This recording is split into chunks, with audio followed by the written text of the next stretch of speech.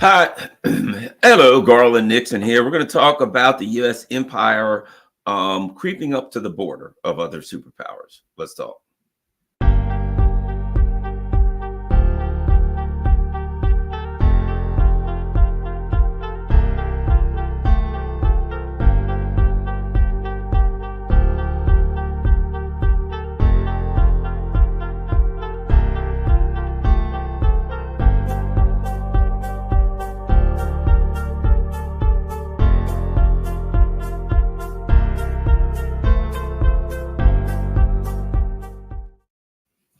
Hello, Garland Nixon here. Let's talk about the U.S. empire's moves to go to the borders of other superpowers and why that is critical, why that is important. Okay. Um, it's important for a number of reasons. The first of which being is it lays bare a truth about the U.S. imperialism, a truth that the U.S. empire has a lie, excuse me, a lie that the U.S. Has been telling its people, right? So the US runs around the world and does all kinds of terrible things. But what is its argument, right? The argument seems to be for the suckers, right? For the dupes, for those who are in the US empire or in its orbit who want to believe that the people who run it are acting in good faith, right? Those who want to believe that the US is acting in good faith, what are they believing? They're believing that the US is scouring the globe looking for evildoers. Isn't that always the game? We're scouring the globe. We're there's a I don't see it anymore, but there used to be an advertisement for the US Navy trying to get people to join, and it said join the Navy, a force for good, right? That the US, there was even a term, RTB, RTP, responsibility to protect, right? And that is the United States is going around the world intervening on humanitarian grounds. This has been the game, right? Why are we going to Iraq to invade and attack Iraq? Does it have to do with the oil? No, no, no. Does it have to do with the reality that Saddam Hussein had decided to start selling oil in other denominations other than the US dollar? No, no, no. We had to go there. Two things. Number one, we had to protect the American people from this guy that was 6,000 miles away, who could potentially attack us. We don't want the evidence that Saddam Hussein has nuclear weapons to be a mushroom cloud. So we got to protect you, Americans, because Iraq is going to attack you. Number one. Number two, he's a dictator. Saddam Hussein's an evil dictator, and we have to protect the Iraqi people from him. Iraqi people will welcome us with flowers. Did that mean that the Iraqi people would welcome us with flowers? No, it didn't. Did it mean that the neocons believed that the Iraqi people needed us to protect them, would be happy if we protected them? Were they being honest and acting in good faith when they said that? No, they weren't. What did that mean? It was just lies for the dupes. It was a lie that was generated to create a dynamic in which the American people believed that the United States was what? Scouring the globe looking for evildoers. That the United States had an RTP, right? A responsibility or a right to protect people worldwide, and that we were going to intervene on humanitarian grounds. Now, what's interesting is this. We had two different, more than one argument for the same act. I always say it's kind of like this. If a guy calls his girlfriend and says, hey, why don't I come over? And they're on good terms, perfectly good terms. And he calls and he says, hey, why don't I come over tonight and we'll hang out? And she says, I got to wash my hair. And he says, oh, well, I always help you wash your hair. Love to help you wash your hair and put the dye in it. Be happy to, no problem at all. And she says, nah, you know what? I need to clean up. And he says, yeah, great. I'll bring my vacuum cleaner too. We can clean your apartment. Nothing I like better than cleaning. At some point, when the excuses or reasons change, he has to come to some conclusion. She doesn't want me to come over tonight, and she's not telling me the real reason. It doesn't mean it's nefarious. It could be that time of the month and she has cramps and she doesn't want to be bothered with you, dude. You know what I mean? Could be that she's had a long, hard work, and it's Friday, a long work week, and she don't feel like you know, slobbering all over the apartment and making a mess. No, maybe she just wants to stay home and mind her own business and watch something and put her feet up and nibble on some comfort food, right? But what you know is, for sure, when people give you constantly changing reasons for their actions, it ain't the whatever reason it is, that ain't the ones they're giving you ain't the one. And sometimes it's just they don't want to hurt your feelings, and sometimes it's that they're lying and they're up to no good, right? And you have no way of knowing, but leave them alone. Okay. When the U.S. says we're going to war to protect you, American people, from this guy that has weapons of mass destruction, and by the way, did I mention we're also going to war to protect the people in that country? And we're going to, at some point, you got to realize they ain't telling you the real reason. They're lying to you, right? So the whole Saddam Hussein thing was lie to the American people. We're doing intervention to protect you. We're doing intervention to stop it. And then they had to demonize Saddam. Oh, he's the worst person in the world. He's an evildoer. You know, we're always scouring the globes for evildoers. And what do you know? We found one. And he just happens to have a lot of oil underneath of his sands. But that is totally irrelevant, right? So it's lies for the suckers. Okay. And so what's happening now, so that's been the game plan. The game plan is, as I've said before, if you watch my videos, oftentimes I'll say there's a book called How to Hide an Empire. And what is important to the US leaders, to the warmongers, to the imperialists, whatever term you want, is that they hide their evil intentions from the American people, because they know if the American people knew what the hell they were really doing and how they were placing the American people's lives, the American people's economic well-being and health in jeopardy. If they really knew that the U.S. was going spending unthinkable amounts of money and filling their filthy, stinking, crooked pockets, and rather than helping the American people, what they were doing is detrimental to the American people would try to vote him out. Now, whether the American people could vote him out is another story, because who knows what length these people would go to maintain power. But right now, they've been able to maintain the illusion of democracy. The whole U.S. empire is an illusion. It's the illusion of democracy. It's the illusion that they're scouring the globe looking for evildoers. It's the illusion that they're intervening on humanitarian grounds worldwide. And so they've maintained these illusions. I argue that as the U.S. empire starts to crash, as other world powers start to grow, these illusions now, they have to dispense with some of these illusions, right? They can't afford them anymore. As people in Europe ask questions, right? They needed Europe. They needed to use Europe as a political tool. They maintained the illusion that the countries in Europe are independent, that are sovereign, that the people of Europe elect their leaders, and therefore their leaders work for the people of Europe. They work for their voters and constituents, and they look at blah, blah, blah. They had all of these illusions that they maintain. And that part of what they have to do is maintain this illusion to keep a certain level of order. And now, as the system crashes, they have to dispense with the illusion. They had to attack Germany.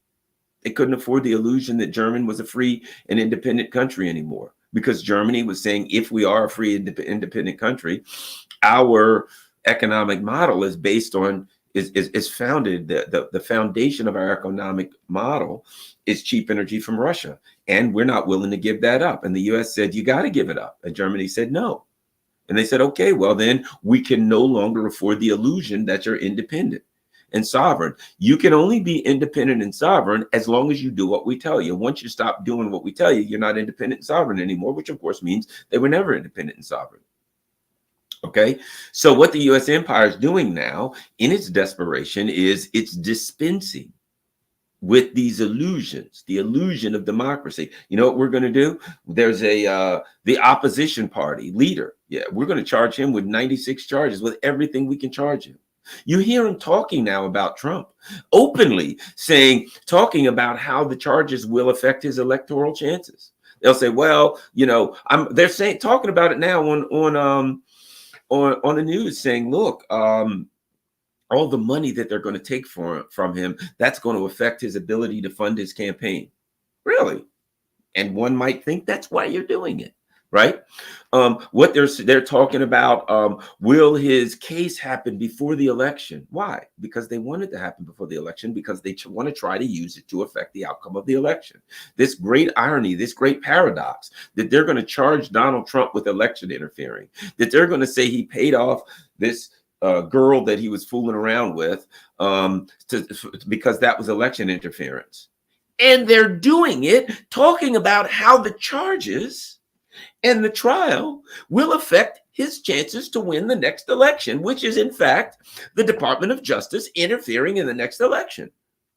How, ironic. Why? Because in their desperation, they can't afford the illusions of democracy, the illusions of independence, the illusions of sovereignty, all these illusions that they've maintained, hiding that they're an empire. In their desperation, they can't afford that anymore. Somebody said, E. Jean Carroll at 85 minutes, the whole game, all of it is, we got to charge Trump with as many charges as we possibly can. We've got to try to have his trial before the election. We've got to do anything we can to take him out. I had a caller on my WPFW show who said, one thing for sure, the people, the dupes out here know what time it is, and they will admit it. I had a guy who called in, Trump's terrible, Trump's horrible, and I don't care.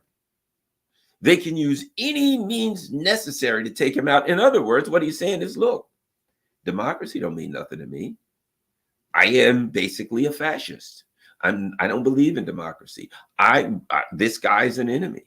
And I've been taught that he's a threat to democracy. We could argue whether he is or not. I don't think you can be a threat to democracy unless democracy actually exists. Donald Trump can't be a threat to democracy in the United States because there is no democracy in the United States. It's absurd to argue that there's democracy in the United States. I've come to the conclusion that there's never been democracy in the United States. But let's go on. I don't want to get too sidetracked away from the subject of this video. So bottom line is this. For starters, it's important to understand. I'm going to move on from this. It's important to understand that the United States, in order to maintain the illusion that they are the good guys going around the world looking for evildoers, scouring the globe. There's one of, oh my God, an evildoer, Gaddafi, Assad, Putin, whoever, right? Xinjiang, there's something going on there, right? In order to scour the globe, to convince their people that they were doing that, they had to maintain certain fictions. And now that they're in desperation, they can't afford those fictions anymore. Right. And now what's happening is the people who believe them, the people who now believe that group is getting smaller and smaller and smaller. And it shows like this. It shows like the Duran. It shows like Jimmy Dore. It shows like Brian Berletic. Oh, and I could go on and on and on. Danny Haiphong. There's so many people doing good work out here that are helping to educate people, that are at least helping to give people an alternative perspective. Right. So let me continue. So now what we see is when the United States is now, their focus now is based on, you'll have to look up something called the Wolfowitz Doctrine, right? The Wolfowitz Doctrine of 2001, Paul Wolfowitz, an infamous neocon. And let me add this, to show that this is not a Democrat thing or this is not a Republican thing. I wouldn't call it bipartisan. I would call it the U.S. empire. I would call it, this is the U.S. Foreign policy of domination, right? Of imperialism, of globalism, whatever you want to call it based on your ideological background. It ain't good and it ain't going to work out well for anybody, right? Bottom line is, if you look at it, what you find out is that Paul Wolfowitz, the people in the Bush administration, the W. Bush administration, right? The Paul Wolfowitzes, the Richard Pearl, where'd they come from? They were all, there was a Democrat by the name of Henry Scoop Jackson. Look it up. Scoop, I think it's Henry. I think his first name is Henry. Yeah, Scoop Jackson is what he was called. In fact, right now in England, there's a think tank called the Henry Jackson Institute, which is an evil neocon institute, which lots of evil things are done out of it, right? Pearl and Wolfowitz were with Scoop Jackson. So I would argue, so it's not a Republican thing, it's not a Democratic thing. And in fact, I would argue that Joe Biden and his ilk are remnants of the Cold War Democrats, the Scoop Jackson Democrats, as I like to call them. Okay. And then, of course, you've got the Republican hawks, the right-wing hawks, the right-wing strongman kind of hawks who think we've got to dominate everybody as right-wing strongmen, right? So you've got this basically they're all empire people, they're imperialist people, they're supremacist. The American has to be has to rule the world, right? And it's not a partisan thing, and it's not actually it's not even a Biden thing. It's not a Biden thing. Look how many Republicans. Look how we go from president to president, and the policy remains the same. And I don't call it a deep state thing. Get rid of the word deep. It's the state. What's so deep about it? It's the state. It's look. Here's the bottom line. The car is the same car, and it's a self-driving car. You just put different people in the seat to give the appearance that they're driving the car. Do they have a little input in it? Yeah, they can change the radio station. They can put some windows up and down. They can change the temperature, but they ain't driving the car. Trump wasn't driving the car when he was in there. Did you know that when Trump left, it's well documented, one of the things that happened was he wrote a note and he sent it to his assistants and he said, I want to get out of Syria and Iraq. They ignored it. He did that, but he was still president. They ignored it. They just said, we ain't going to do that. Why? Because he wasn't driving a car. Trump wasn't never driving a car. None of them. Obama wasn't driving a car. Did you know this? Add this. Obama was against this Ukraine thing. Obama said, hey, look, we should not send weapons to Ukraine because, it could, cause World War III. He was against weapons to Ukraine. In fact, I don't believe that Obama was involved in the overthrow of Ukraine. One of the things that happened was, if you think about it, the neocons were pushing Obama to go to war with Syria. Obama didn't want to do it. Along comes Putin and says, look, I can help you out, man. Here's what I can do. I'll make a deal with Assad. All of their chemical weapons. You got a ship that can burn them up. He'll give them up. You burn them up. And boom, it's all done. And Obama says, hey, that's a great idea. He makes the deal with the Russians. Boom. The Syrians give them all of their chemical weapons. The U.S. burns them up. And then it got Obama out of a jam. Putin then writes, you can look it up. President Putin then writes an op-ed that goes in the New York Times and says, basically, I can work with Obama. I can do work with this guy, right? I think he realizes he don't want to come to Ukraine, and we've made some deals that have worked out. And hey, you know what? I can work with this guy a little bit. After he writes that op-ed, Victoria Lanud and Biden et al. Go in and overthrow Ukraine. I'm not saying to defend Obama in any way, shape, or form. He did a lot of terrible things. I'm just saying that I think to some extent, when I talk about the state, Biden, Nuland, and this group were doing things that Obama didn't even know about. Obama made a deal with Syria and the Russians where they were going to have an area where, kind of like there was no fighting zone where people could pass through. They had made this deal, right? So Obama makes the deal. The Russians say, yeah. The Syrians say, yeah. The Air Force come in and bombed a bunch of Syrian positions and blew the deal. I would bet that Biden and Nuland and that group were in on that it wasn't just the Air Force, that it was what we call the deep state. It was the state that said, Obama, you're sitting in what appears the driver's seat, but you ain't driving the car. Don't go making deals with the Russians and Syrians. The state is going to show you we will thwart that. Don't go, we're going to do what we do. It wasn't the deep state. The deep state implies something. It implies that the state is acting in good faith, or would act, or could act in good faith.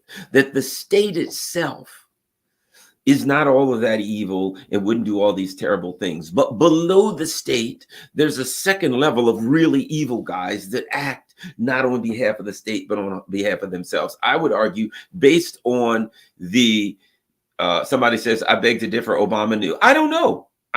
Remember, I'm posing possibilities here. And my point is, and Obama might have knew, but my point is this: whether he knew or not about that particular thing, there is a state that, regardless of president, acts. And it ain't a deep state. The deep state implies there's a state on this level here, and that state's trying to be okay. And below that level, there's a deeper group of evil guys who are acting in a way that the state doesn't want. No, this is what the U.S. empire does. This is the state. It ain't deep. It's just accepting the reality that they throw up every 4 years, that the ruling elite throws some schmuck in there to give us the appearance, to give us the lie, the fiction that we have input, and we're choosing somebody, and that person is driving the car, self-driving car. That's what I'm saying. It's based on an ideology of supremacy of the United States, of imperialism, of some weird religious thing that God bless America, the free and the brave, that God has told America to go around the world and overthrow countries and murder and slaughter people by the millions. That's God, what God wants us to do, to maintain some kind of an order where the same people that are doing that, where these genocidal lunatics, God wants an order where they're in charge. You got to believe that. You got to be an idiot to believe that. So anyway, going through all of that, that's my foundation, right? And it takes me to there was something I was making a point about the state. It'll come back to me. Anyway, so what do we get to? Right? This fiction, the United States is looking for evildoers around the globe. That's always been the game, right? Now, let's go here. Let me show you something. Let's start with a quick article. U.S. troops are on an island just 4 miles from China, Taiwan reveals. The United States has positioned troops on a tiny island chain less than 4 miles from the Chinese coast, Taiwan has admitted. Now, keep in mind something. The island they're on, actually, the closest is like 1.2 miles from the Chinese coast. In an apparent escalation of the American military presence in Taiwan, a Taiwan defense minister told reporters the country was running an exchange with the U.S. to figure out how to improve its military. Although the U.S. has announced it was training Taiwanese forces on the country's main island, Formosa, the Pentagon has never acknowledged the presence of American troops on the Kinmen Islands, which lie 3.7 miles from the Chinese coast of Xiamen, I guess. Right? Now look at this. This exchange is for mutual observation to identify the problems we have, figure out how to improve, and recognize their strengths. We can learn from each other. All right, let's look. Let's look and see. So the U.S. has troops on the Kinmen Islands. Let's look.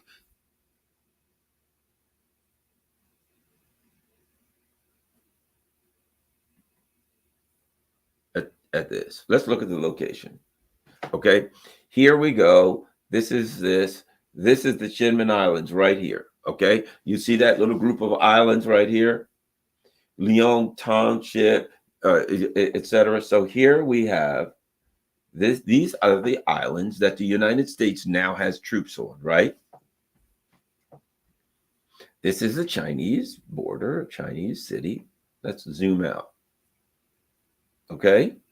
These are the islands in this little bay. You see this little bay here? There's islands. The United States has military troops. This is China with Xiamen and Jiangsu. Now let's zoom out. There's Taiwan. Starting to get the picture here. Kinmen Island, Xiamen, right? U.S. has troops here. Here's Taiwan. There's where the U.S. has troops. Right there. Let's zoom out a little bit more. This is where the U.S. has troops. Right here. Is that, could you get any more disrespectful of China? Look at that. Let's get closer. Let's zoom in. You see what I mean? Here we go. Kinmen Islands, right here. The U.S. has troops there. And we zoom out again so we get a good picture. Kind of looks like from this picture, literally, it looks like, which is true, the U.S. has troops in China. Can you get any closer to China's border? That is what's called a provocation of all provocations. Let's move over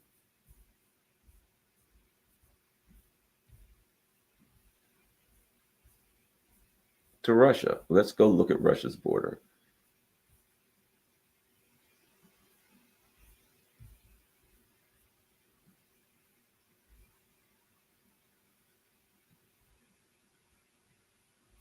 We're going to Russia's border. Okay. Where does the U.S. have troops on Russia's border? Here's Russia's border here. The U.S. is building troops in Finland. Oops. Sorry about that. Let me bring the map back up.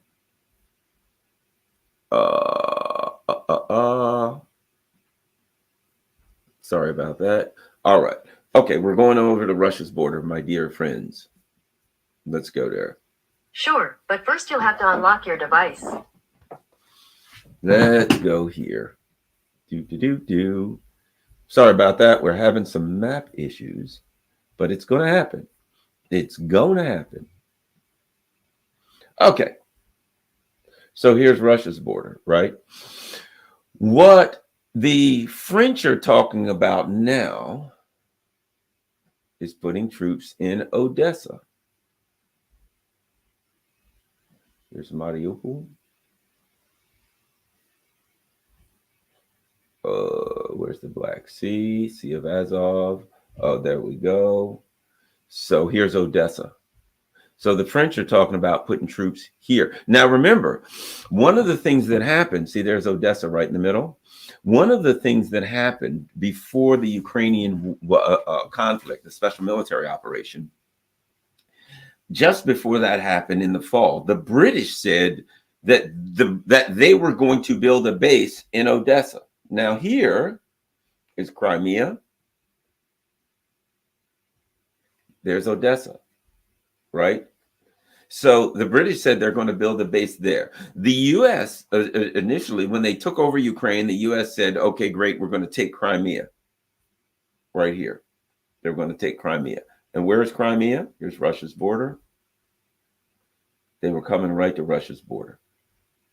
So the U.S., look at this big monster Ukraine, right? This big country here. And what is it again? It's on Russia's border. The United States had built a whole bunch of, what do you call them?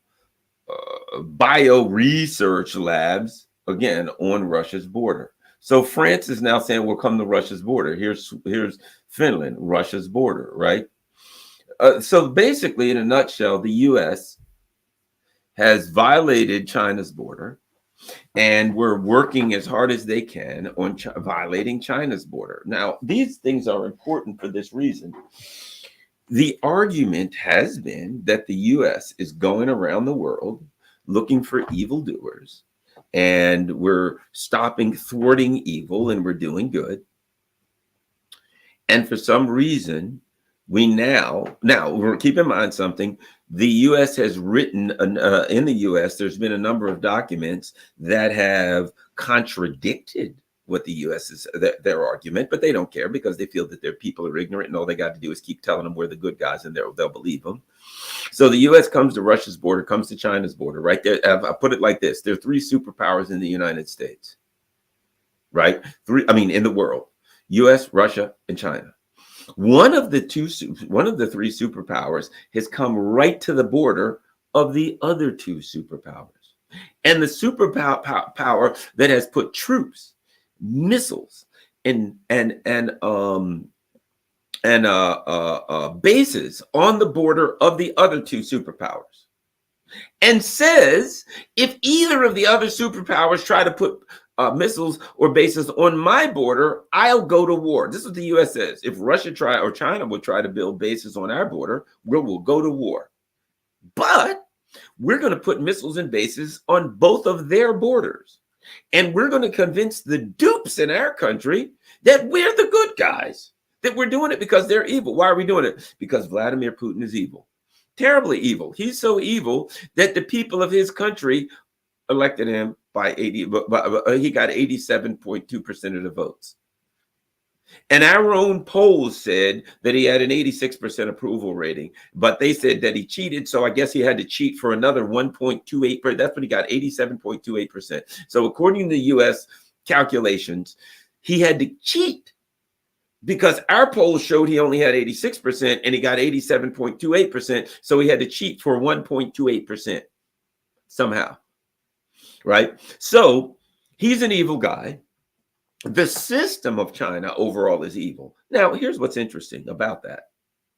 The United States has determined that the Russian president is evil and that the Chinese system is evil. And I guess if the Russian president is evil and the Russian people all like him, the Russian people must be evil. And I guess if the Chinese system is evil and the Chinese people like it, that must mean the Chinese system and the Chinese people and everything's evil. We got nothing but evil all the way from the top to the bottom. The Russian president, Russian people, evil. Chinese president, Chinese people, evil.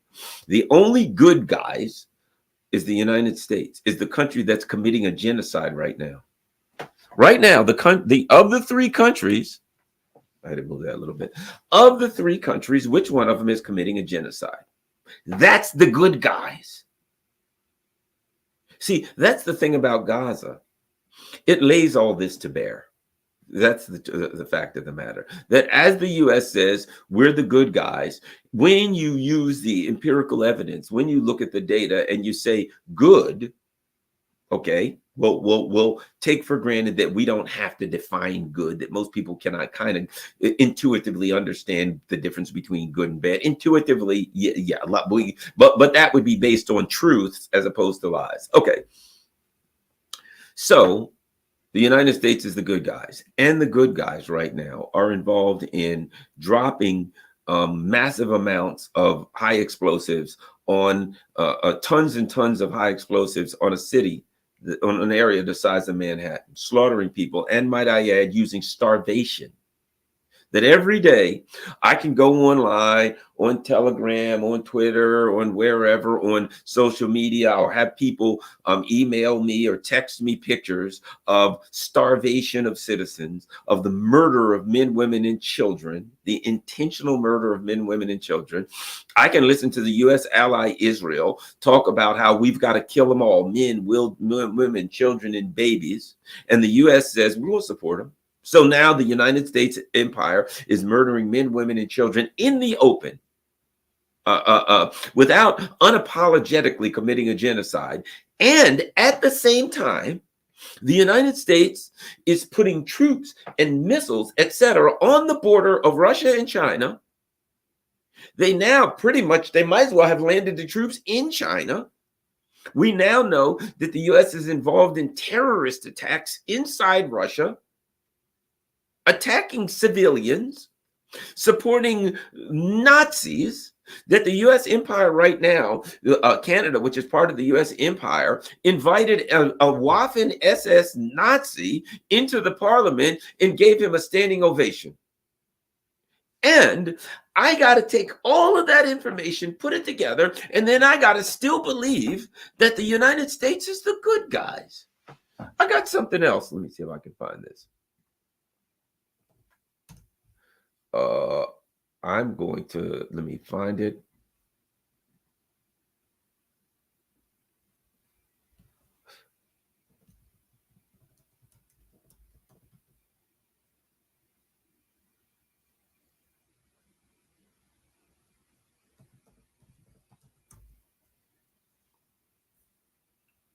Let me find it. Here we go. This is great. All right, here's an example. I want you to look at this. Okay. Nikkei Asia. This was from March 5th of 2021. Okay. U.S. to build anti-China missile network along First Island chain. The U.S. will bolster its conventional deterrence against China. What are they deterring? Establishing a network of precision strike missiles along the so-called First Island chain as part of $27.4 billion in spending to be considered for the Indo-Pacific theater. So now the Pacific is a theater of war. They form the core proposals of the Pacific Deterrence Initiative that the U.S. Indo-Pacific Command has submitted. The greatest danger to the future of the United States continues to be an erosion of conventional deterrence. Without a valid and convincing conventional deterrence, China is emboldened to take action in the region and globally to supplant U.S. interests as the Indo-Pacific's military balance becomes more unfavorable. Right? The First Island chain consists of a group of islands, including Taiwan, Okinawa, and the Philippines, which China sees as the first line of defense. Think about this. The first line of defense. Defense. The United States is saying China sees these islands as a way to defend itself. Beijing's anti-access area denial strategy seeks to push American forces out of the East and South China Seas within the First Island chain. China also seeks to keep U.S. forces from approaching the second island chain in the Western Pacific, which runs from southeastern Japan to Guam, right? It is requested $4.7 billion, which is more than double the $2.2 billion earmarked for the region in 22. The 6-year total of $27.4 billion. Okay, let me go here.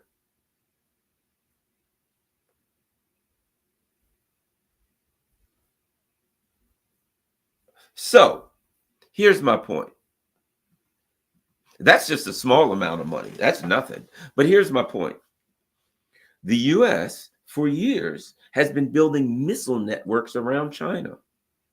And admits China sees these islands as a way to defend itself. From whom? From the U.S. So the U.S. says, look, China's evil. So what are you going to do? We got to start building networks, circling them with missiles. And we've got to, and now we've got to put soldiers basically in China, 4 miles from the border. You know what? When I used to hike, an average good walking pace was about 4 miles an hour, walking pace, which means, guess what?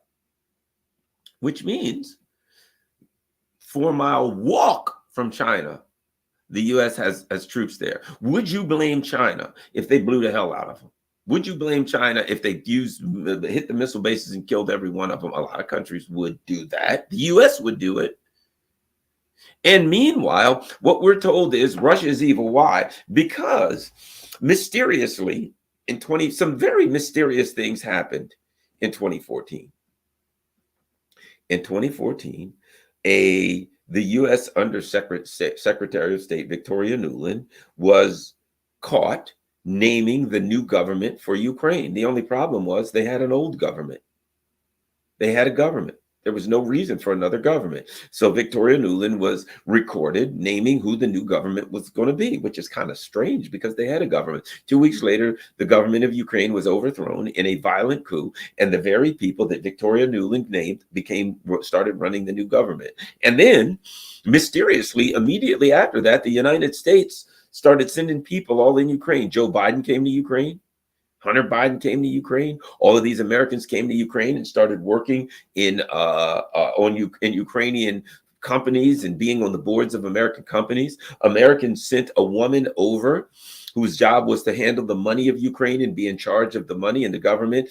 Oddly enough, there was a violent overthrow of the Ukrainian government in 2014, and the United States immediately took control of the Ukrainian government, started building bases, arming the Ukrainians, and preparing the nation of Ukraine for war, digging in Bakhmut, Avdiivka. That started in 2014.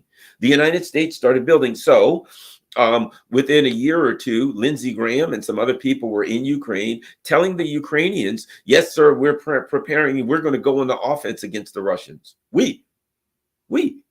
So mysteriously, the government of Ukraine was overthrown in a violent coup. The United States then assumed full control of Ukraine, started arming Ukraine, preparing Ukraine for war with Russia on Russia's border. But we're supposed to believe that it was just an organic change of government. That the same U.S. that overthrew, do I have to start naming the countries? The government of Italy overthrew it. The government of Australia overthrew it. I can name every government in South America. Most of the governments throughout the Middle East and Africa, the U.S. overthrew all of these governments, killed their leaders, installed puppets. And I'm supposed to believe that they weren't involved in overthrowing the government of Ukraine right on the Russian border. In fact, the United States had written documents that said, yes, we need to use Ukraine to take Russia out. That we can arm Ukraine and we got to watch it that this doesn't go to nuclear, but we can use Ukraine and we can overthrow the government. We can get their president changed and we can get somebody more compliant, blah, blah, blah, blah, blah. So somebody says, if I could only go in Garland's house, I could probably steal all his stuff, take his home, steal his computer, his stereo system, everything he's got, go in there, his garage, take his fishing rods. Oh, man, I get everything that Garland has, probably kill him, eat his dog, beat his guinea pig, whatever, fillet his fish in his fish tank. I could do all that to Garland. Boy, that'd be great things to do to Garland. And then mysteriously, somebody breaks into Garland's house, steals his fishing rod, fillets his fish in his tank, beats his guinea pig to death, eats his dog, does everything, steals his stereo system, everything that guy said that he would like to do to Garland in writing. And then the guy says, oh, I know. Who did that? Garland? Somebody filleted his fish. How crazy is that? Had nothing to do with that. But now that Garland's house has been broken into, I think I'll come in and assist whoever happens to be in there stealing his stuff. I'll give him a hand because Garland is an evil dictator and he doesn't have a right to run his own house.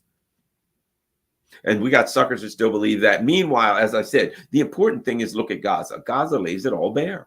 All you have to do is look at Gaza and say, wait a minute, I'm supposed to believe that the United States has come to the border of Russia and come to the border of China to do good because they're seeking out evildoers and blah, blah, blah, blah, blah. At the same time, they happen to be committing genocide over here. That's totally has no relevance. Totally, we can't look at that and say, well, it's hard for me to believe that a guy committing a genocide over here, doing the most evil thing that humanity could ever consider, may be fibbing just a little bit about his intentions with Russia and China. Fact of the matter is this. Think about this for a second. We got 3 world powers. One of them, the president just won, with 87% approval rating. The economy is growing. Virtually no homeless people. The people there enjoying their food, their beer. The government is delivering for those people. Their standard of living is improving. Let's go to China. They brought 800 million people out of poverty. Their standard of living is improving. Virtually no homeless people. 90% of the people support the government. So we got 2 countries. One of them, 87% of the people clearly not only support the president, voted for him. Our own polls show 90% of the Chinese support the Chinese government. Why wouldn't they? Their standard of life is improving. Of course they will. Let's go to the third power, the good guys. The good guys, let's see if I can find this.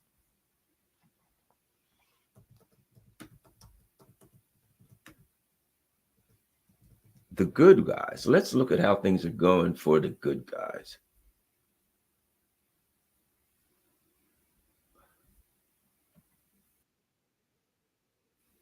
We're going to take a look at the good guys, how things are going. You want to see how things are going in the country that's doing real good stuff? Let's take a look.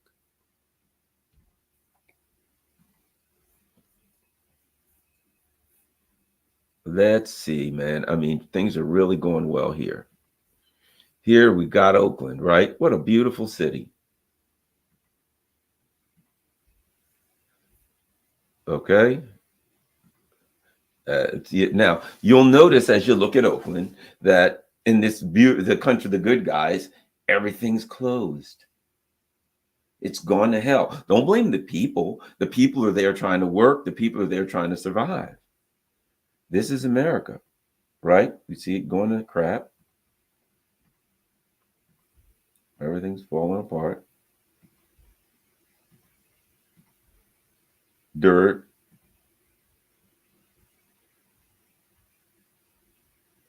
Well, okay, this ain't the video I wanted. So hold on. This is not the one. That just is driving around Oakland.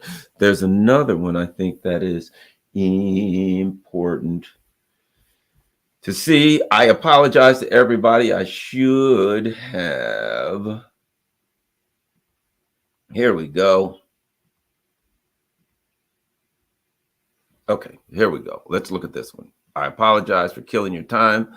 Now let's look at the one I wanted, one of Nick Johnson's mini videos. We're going to do this. We're going to watch, look at Oakland. This is Oakland, California, right here. So what you'll find is, ooh, that ain't pretty, is it? Homeless camps. You'll notice RVs all over the place. Why do you have RVs all over the place? A lot of them, some of them are sitting on blocks. Look at this. This is Oakland. Filthy homeless camps, burned out cars. Now keep in mind something. There's 3 superpowers. There's Russia, there's China, there's the United States. When you come to the United States, this is the level of deterioration that we're seeing. Now, and here's what I have to say. Yeah, everybody, oh, those people are, no, they're not. Oakland used to be a beautiful, thriving city. It was a place that had all kinds of industry. I know people from Oakland. It had jobs, what have you. One of the things that happened, certainly after 2008, things went crash. After and Obama, who bailed out, not I'm saying Obama, but the system bailed out the banks and let the people all lose their homes, and they ended up lots of people homeless. Additionally, COVID, when they closed everything down and they closed all the businesses and everything shut down. So a lot of, see these places, people used to work here. These were factories. These were people had jobs here. People made a living here. What do you think these people want to live in filth and live in a car? No. They want, if they were in Russia or China, guess what? They'd have a job in a factory. They'd be making something. Look at this crap. So of the 3 countries, the one that's scouring the world looking for evil doers, right? The one who is going around the world, making things better, bringing democracy to the world, bringing an economic system that's going to make life wonderful for everybody. This, my friends, is what the United States looks like today. This is the economic system that the U.S. wants to bring to Russia. Look at this background. Look at this crap. This is the economic system that the U.S. wants to bring to China, wants to bring to Russia, and is, in fact, bringing to Europe. This is what Europe is going to look like. This is what the United States, if you're in Europe, your masters in the United States have destroyed your economy. They've blown up your lifeline to cheap and reasonable Russian energy so that you can have jobs, and they're deindustrializing you. Bad news, Europe. This is what deindustrialization looks like. And you know what they're going to do when you live like this, Europe? You know what they're going to do when you live like this, Germany? When you live like this, UK? You know what they're going to do? They're going to blame you. They're going to say to the people in Germany, the people in France, and the libertarians will be right there. They'll be right there. They're going to say to you people, it's all your fault. If you weren't so lazy, you would pull yourself up by your bootstraps and work. But you know what? Who ain't going to say that? Vladimir Putin's not going to say that. You know who's not going to say that? Xi Jinping is not going to say that. You know why? Because the people ain't going to be living like that in Russia and China. Look at this crap. This is America. You need to see it. You need to see the future of Europe. You need to see the people. I just read something that said, look, the United States is spending $27.4 billion building missile networks to encircle China. I got a feeling it wouldn't take $27.4 billion to rehabilitate the United States. Now, we have the ideological people here who would simply say, yeah, that's a Democratic Party state. Look, you think it, I've done it on some of my other shows. You think I can't find this in Mississippi, which is a red state? You think I can't find this in Louisiana? You can't think I can't find this in the red states? Some of the poorest states in America are the red states. It ain't about red and blue. It ain't about Democrat and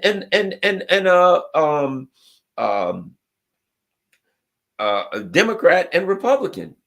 This is what neoliberalism does. It deindustrializes. Think about this. If it's about the red states versus the blue states, if it's about blah, blah, blah, didn't I just show you that the United States is spending $27.4 billion building missile networks around China? And this is how people are living here. That the United States has to go to the border of Russia. That the United States built. The United States built 46 bio research labs in Ukraine on Russia's border. How much did that cost? Right now, we've already put up like $150 billion into the Ukraine war. Joe Biden wants another $100 billion for Ukraine, for Taiwan, for war, right? For Israel. Look at this filth. $250 billion.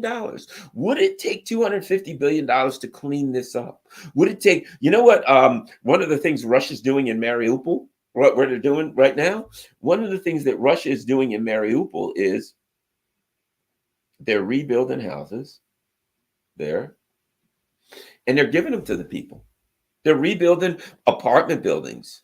And they're giving them to people. There you go. China has done that. They built houses for the poor. And they've given them to people. United States can't do that. You know why we can't do that? We can't do that. We can't do that. Because we got to spend $27.4 billion. How many houses for the poor? How much homelessness? We need industry. We need jobs. We can't do that. Think about this. If you're rebuilding, you got people who have to build. That's work right there. You think these people wouldn't work? They'd love to have jobs. They worked before. But bottom line is, I'm making my point. My point is, do you believe that a country that looks like that a country that can spend $27 billion for missiles for a deterrence to surround China? The United States is building right now a base right now for $400 million on some tiny island, right?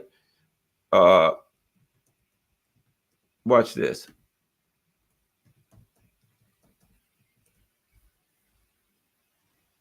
Watch this. Here's another one. You just see that, sell that, what I just saw. Look at this. U.S. Air Force plans $400 million upgrade to airfield on tiny Pacific island of Yap. Yap. Let me find good old Yap.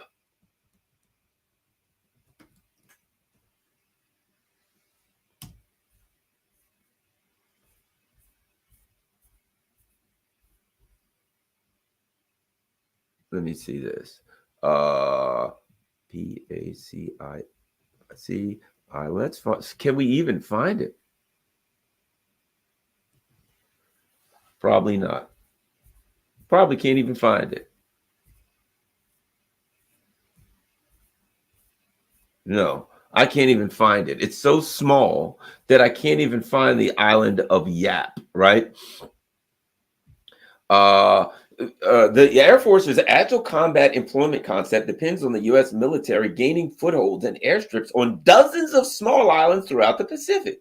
Places like Tinian, Palau, and Saipan, all fewer than 200 square miles each. All have hosted troops and received millions of dollars. Now, in its most fiscal 2025 budget request, the Air Force has laid out plans to upgrade uh, uh, uh, facilities on the tiny island of Yap, which lies between Guam and Palau, some 1,000 miles southeast of China. Part of the Federated States of Micronesia, Yap comprises just 46 square miles, making it 2/3 the size of Washington, D.C. So they're going to spend $400 million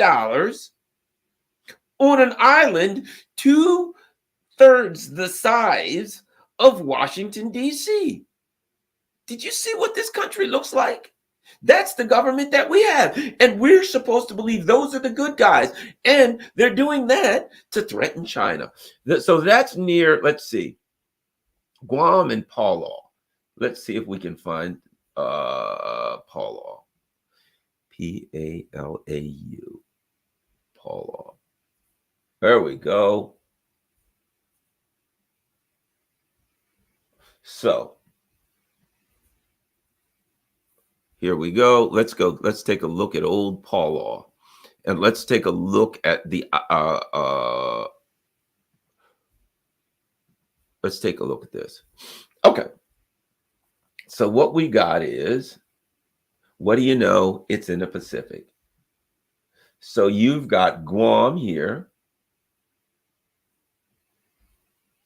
Here's Guam. And here's the tiny island of Palau in the middle, right? So somewhere between Guam and Palau, we can't even find it. It's so small, we can't even find it. There's an island called Yap. Here's Taiwan. You notice, see Taiwan here? There's Taiwan in the middle. Between Palau and Yap, somewhere in here, there's an island that's apparently so small it's not even on the map. Okay? And that island has, this island of Yap, the United States government is spending $400 million for a base there. 400 million. And we got people in our country, not one or two, and entire cities, entire regions, entire areas of people living like impoverished. You know what I remember? I can remember seeing various pictures of what they'd call third world countries, right? Back then, countries where we usually overthrew the government, stole all their stuff. And they would show pictures of these shanty towns. Remember, you'd hear this term shanty towns. And there'd be this huge area where people just took cardboard and whatever they could and built some kind of place to, you know, to live in. And it was usually impoverished and filthy and disease ridden and all that kind of stuff, right? Bad news. Bad news. That's America now. Abject poverty, shanty towns, impoverished people who are desperate and who are hungry and who are living in diseased and filth-ridden abject poverty. And we have a government that's spending $400 million on the island of Yap. The island of Yap. I can't even find it on the map. It's so small, but we got 400 million for there. Does it even exist? Maybe the island of Yap doesn't exist. Maybe Biden and they're just sticking their money in their pockets, pretending, hey, the island of Yap. There's no such thing as an island of Yap. Don't tell anybody. They'll know we stole the 400 million. $27 billion and on and on and on. 100 billion so far on Ukraine, and they want another 100 billion. All of that as America falls into abject poverty, disease-ridden shanty towns.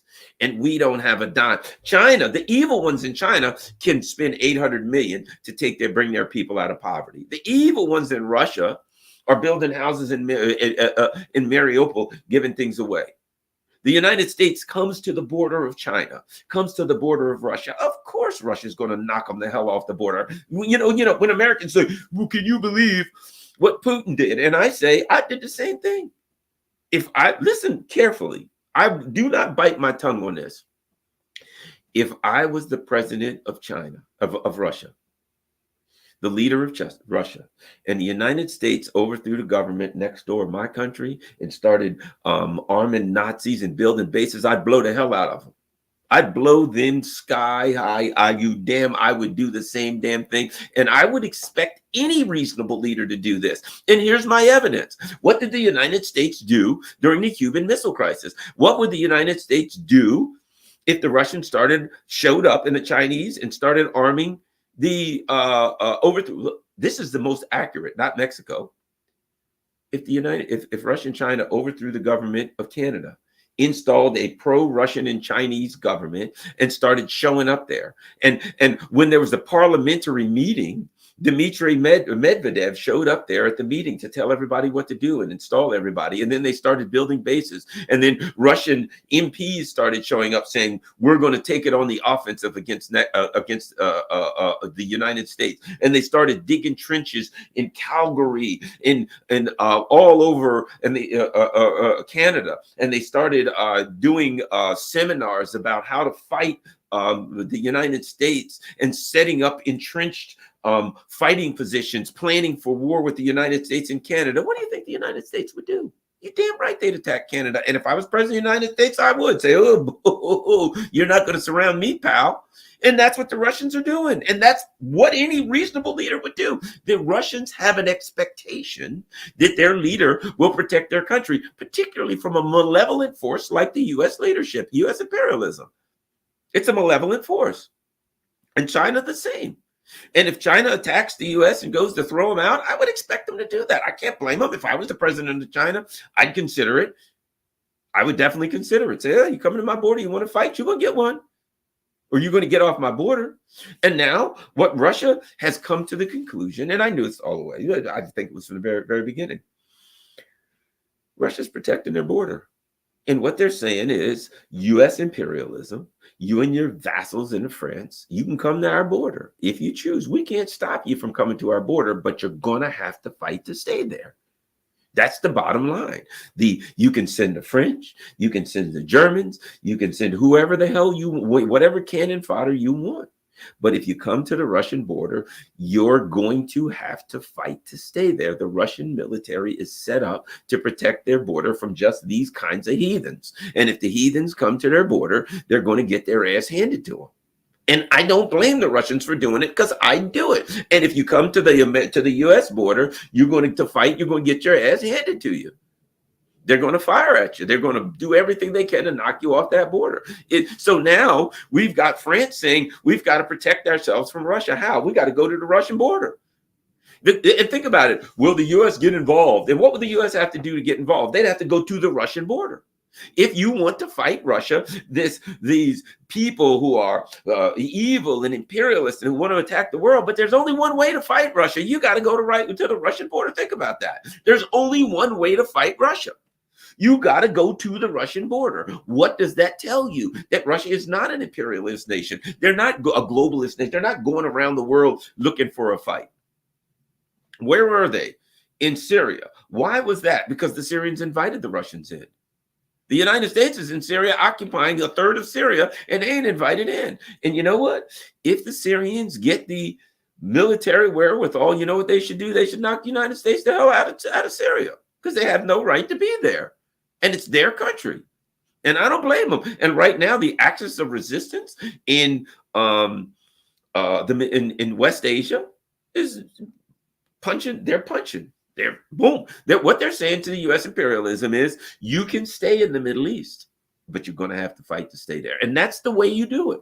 That's the way you defend yourself against these brutal empires. You say you're powerful enough to stay here, but it's going to be costly. Economically, from an economic perspective, it's going to be costly. From a military perspective, it's going to be costly. From a public relations perspective, it's going to be costly. You're going to have to explain to your people why you're losing soldiers here, why you're losing equipment here. And meanwhile, the U.S. is not just on the border of the Muslim world, right? They're inside the Muslim nations, the Middle East, right? So the U.S. is really, if you ask me, they penetrated the border of that world, and they're causing mayhem. And that world is now the Muslim world. The Muslim community is now saying, if you stay here, again, you can stay here. You're going to have to fight to stay here. The Russians are saying you can stay here. You can be on Ukraine all you want to, but you're going to have to fight. And we're going to punch them for all. We're going to hit hard. And China is at some point going to start swinging. They got no choice. But right now, they don't have to for this reason, because they're watching the United States collapse of its own. They're watching it implode. And if they feel they got to act, they'll act, I think. But right now, they're assisting people around the world who are fighting against U.S. imperialism, figuring like this: if we pop the balloon and let the air out of the balloon, the air is going to be out of the imperialist balloon of the U.S. everywhere, and they're going to fall even on our border. So I don't think the Chinese see that they have to act right now, because they can look. Here's the bottom line: if we're in a fight, do I have to? This is the command center, right? Ideally, what do I want to do? Hit in here. I want to hit that command center, knock you out. I want to disable the command center, your eyes, boom, strike the eyes, right? That's the command center. I want to hit the nose. I want to face the bam, smash your nose in. It's all bloody. There's blood running down your eyes, right? So this command center will severely inhibit your ability to fight. And if I hit it hard enough, completely stop your ability to fight, but I don't have to. What happens if I get a finger? Pow, and I snap that finger. The command center is going to say, oh, crap, that really hurt. What happened if I strike to the groin, hit to the throat? What happens if I get your arm twisted, put you in some kind of an arm bar or a lock or whatever? I haven't gotten to the command center, but I've struck the periphery of the command center enough that the pain at the command center, right? What happens if we're ground fighting and I get that ankle, boom, and I twist it and I snap your ankle? Guess what?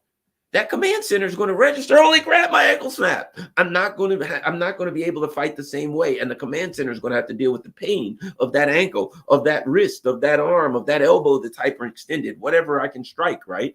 Those ribs, right? You got these ribs in here, right? Boom, pop, I strike those ribs when I get an opportunity. Elbows to the ribs, whatever, right? I hit some of your soft spots.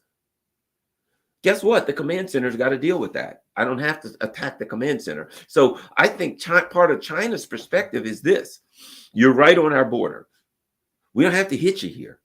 We can hit you other places, and we can damage and disable you. We can work with other people to hit you in other ways, economically, all kinds of things. We can set up ways to take the dollar down, to give people other options, to get around your sanctions. We can do all kinds of things. We don't have to attack the command center, but we can put so much pain in other areas in the periphery of the command center that the command center is unable to focus on what it's doing, focus on an attack. It has to focus on the pain it's getting, right? If I want to attack you and hurt you and you snap my fingers, I can't think about attacking and hurt you anymore. I got to deal with the fact that I'm looking at my finger and this one little finger is snapped, right? You attack me, you're twice my size, you're brutal, right? But I get my hands on that finger, pow, sideways, right? And now you look, and this finger is facing in that direction. The command center has to deal with that. The command center now says, oh my God, I can't focus on attacking. I might be in shock from that. I might look at and go into shock, right?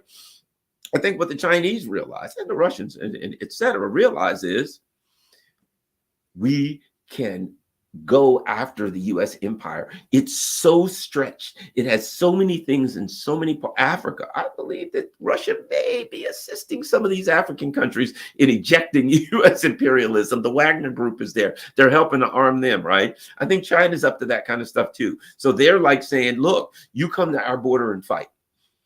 Yeah, you came to our border, you want to fight, but we don't have to punch you there. You're at our border. We can punch you in Syria. We can punch you in Yemen. Right? We can put, did you read where this is the last one. This is the last one. If I can find it. I can't find it. Bottom line is this. Apparently, Russia and China have struck a deal with Yemen for free passage. So now Russian and Chinese ships can go through the Red Sea unscathed by Yemen, right? Almost sounds like they all kind of were working together. Wait, kind of sounds like they're all working together, right? So now I've created an environment where the U.S. and its vassals can't use the Red Sea like I can, and I can use it at will. I can move my stuff any way I want to through the Red Sea, but you can't. Why? Because Yemen. So the Russia and China striking a deal with Yemen now means that Yemen is now an ally, and you best assured that Yemen's going to be a member of the BRICS at some point. You best assured that part of that deal is Russia and China saying, hey, how would you like a nice nuclear power plant? Maybe some bridges, hotels. You got a whole lot of stuff. When all this stuff is done in the Middle East, Russia and China are going to be all over Yemen. And you know, it wouldn't surprise me if they build a base right there on the Red Sea. Right there on the Straits of Bab al-Mandab. Imagine if China and Russia build a huge base on there with Yemen. And they're like, yeah, Red Sea's ours now, United States. We had enough of this crap. We got a gigantic base. We own it. Again, you're striking the periphery of the U.S. empire. You're taking the Red Sea from them and the Suez Canal and a whole lot of other things. You're now moving into the Middle East, into one of their areas. So I think that's what's going to happen. At any rate, I'm going to get going. Thanks a lot, everybody. Certainly appreciate you taking time out. I'm going to take a peep and see if there are any super chats, because if there are any super chats, I need to answer them, right? We always get good questions with the super chats. Paul Chu says, thanks for your reporting, Garland. You're a great guy. Thanks for following me for Australia news at Red Pill protests. Thank you very much, Paul Chu. You're awesome. Okay, how about we go here? Paul Chu again. Make Syria great again. That's right, brother. Power to the Syrian people, no delay. Out with the invaders. Okay, Zach Boyles. Morning, Garland. Have you read any recent Unlimited Hangout digital economy articles? Stables, I guess coins, rapidly expanding their purchase of U.S. debt. It could help shed light on what otherwise appears insane. Interesting. Yeah, I think there's something going on, and people are buying crypto. Understand it. Paul Chu, have you watched the documentary Theaters of War? No, I need to watch that. Thanks, Paul. Theaters of War, everybody. Watch that document. Paul Chu says it's a great document. All right. Any other super chats I need to answer? I want to make sure that I answer all of them. And I see no more. All right. Let me look at Rockfin. Okay, somebody on Rockfin needs to be answered. Dave Byrne says, thanks for doing all of this good stuff. Why, thank you very much, Dave Burt over on Rockfin. All right, everybody. Any more super chats? Last but not least, look, don't forget, I'm on Rumble. Follow me on Rumble. You see everything scrolling across the side. Buy me a coffee is always good. You go there, it says, buy Garland a coffee. $5. How many? 1, 2, 3, whatever. And it's just like Patreon now. You can now become a monthly subscriber, and you can do the buy Garland a monthly coffee kind of thing. We got Patreon. We got PayPal, and my Cash App stuff is info is there. If you can help the channel, that's highly appreciated. Follow me on Telegram. Follow me on Facebook. Follow me on Instagram. I'm not on X, as you probably know. And go over to Rumble. Please, everybody go to Rumble and become a follower on Rumble. I only got under 3,000 people there, so I need everybody else to follow me on Rumble in case they throw me off of YouTube, which could happen. Go over to rockfin.com, ROKFIN.com, ROKFIN.com/Garland Nixon. Doesn't cost anything to become a member if you can afford it. You can become a subscriber. It's $14.99 a month. I appreciate that. That keeps Rockfin on the air. Rockfin doesn't have any advertisement. So Rockfin's great. Look around on Rockfin. A lot of great, there's a lot of really good, The Last American Vagabond, old Ryan Christian, love him. AM Wake Up, Steve Poikinen and crew. Everybody's over on Rockfin. It's great. And don't forget, most importantly, even if you can't afford it, I don't care if you got no money, that's fine. A lot of us don't. It's difficult. Just share this on all your social media platforms. Thanks a lot. Peace. I'm out.